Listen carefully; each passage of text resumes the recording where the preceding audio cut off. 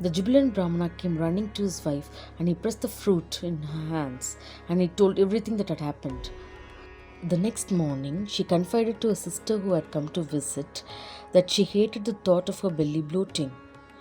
And also, this will be a magical pregnancy. So she was afraid what will become of her if the child stays on in her womb like Sukadeva did. Young Dhundhuli was also worried about the pain of childbirth.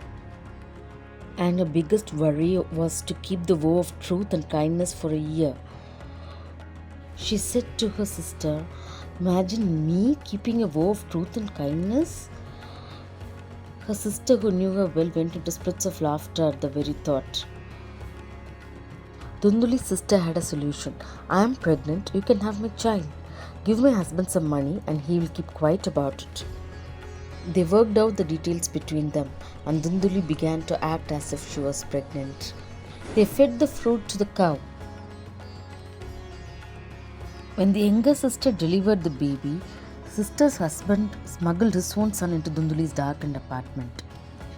Dhundhuli brought her sister's child to Atmaveda as their own.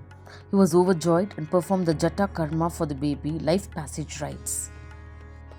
3 months passed, and the cow that ate the fruit gave birth as well to a human child. This was a resplendent infant. His eyes were like lotus petals, his skin was like gold. Atmaveda was delighted at this miracle and performed the Jata Karma for this child as well. This child was human in every part but had a cow's long ears. They named him Gokarna.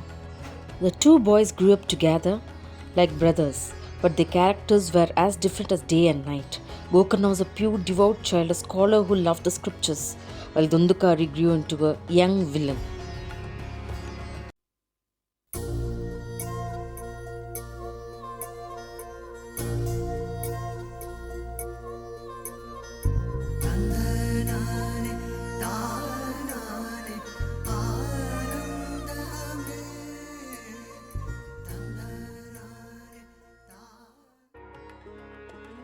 Day by day, Dhundhukari plunged headlong down the way of sin until there was no crime he had not committed.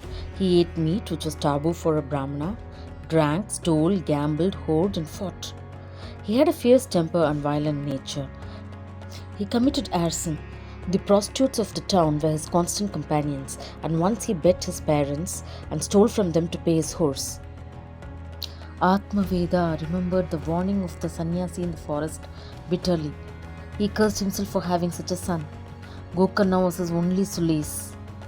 The wise child gently quoted the scriptures to his father and advised him to cultivate dispassion. He told Atmaveda the only solution to his troubles was to renounce the world and become a rishi in the forest. Finally, when he could not bear to see the monster that Dhundhukari had turned into, Atmaveda took Gokarna's advice and went away to seek peace in the forest.